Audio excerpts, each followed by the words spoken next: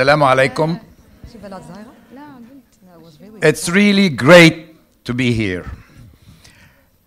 By the way, my soon-to-be 13 years old son is more of a tech geek than I am. So I think that illustrates, and I can assure you, a quick statistics will show you a vast majority of you being more of tech geeks than me. But I'm not here because everybody is saying, oh, this is the CEO of Do. Do is linked to technology. I don't want to talk about technology. I want to talk about transformation. Transformation, it's around us all.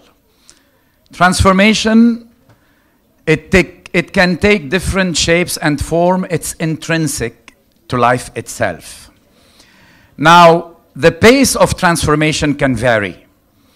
If this is a normal change, it's evolution. It means evolution. If it's a rapid change, it means disturbance. But a very rapid change means disruption and leads to what we all are afraid of. Leads to crisis, leads to sometimes natural catastrophes. Civilizations themselves transform because civilizations are at the crossroads of various flows.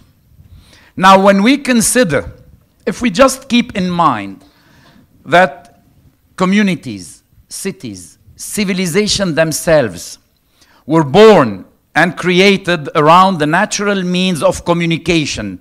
Here we are saying the word, communication, because of the need of mankind to link, to communicate, to interact. This is why you have civilizations around shores of oceans, along rivers, along roads, in between mountains and in valleys.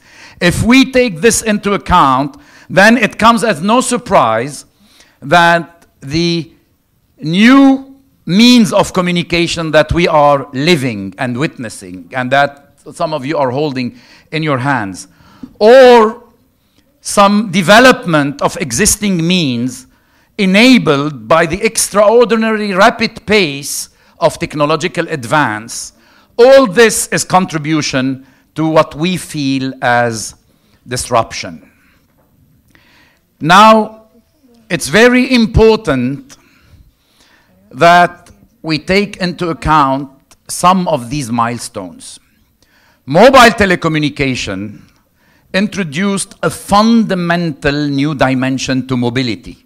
Mobility being as old as civilization itself. I mean, this part of the world is the land of nomads and people who used to, and this in itself, mobility is as old as civilization itself.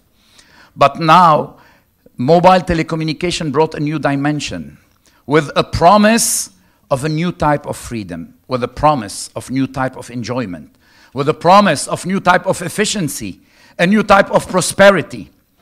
And this is why we are now looking in few years at a time where there will be more mobile devices on that earth than human being on this planet. Yet, a lot, if not all the experts, something like 20 years ago, because this is, it's close to 20 years ago, a lot of these experts were not seeing this incredible impact that it could have. Experts were crunching numbers, experts were extrapolating curves. And I remember the time where we were seeing penetration rates being, 8%, 10% only.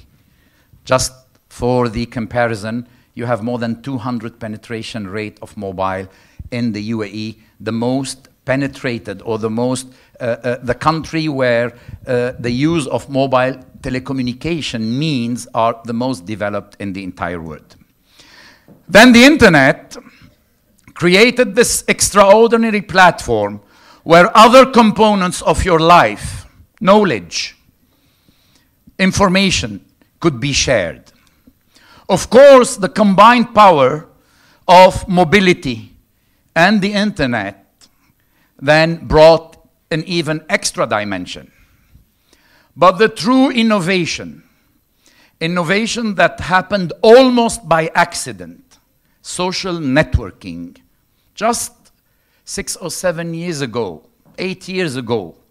Now, amazingly surprising when we see the impact of this now around us, how short this period is.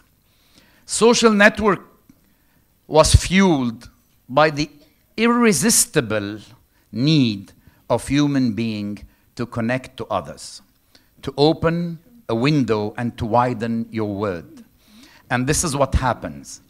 And as was pointed, this is now inducing fundamental changes for individuals, for communities, these farmers in Pakistan that Sheikh Nahyan mentioned, for corporations, for governments, for entire societies and nations, not to speak on the change of history. If 2011 had one headline, as far as we are concerned, is this acceleration of history that we saw happening in the Arab world. And we all know the role that social media, the capability of communicating, had played in this. Now we are at a time where being connected is moving to become a basic human need.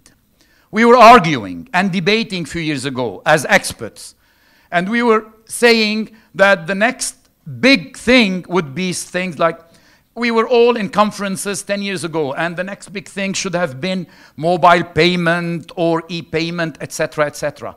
And social networking happened by accident, transformed everything, was this wave that took everything and transformed everything, and yet the experts did not see it coming.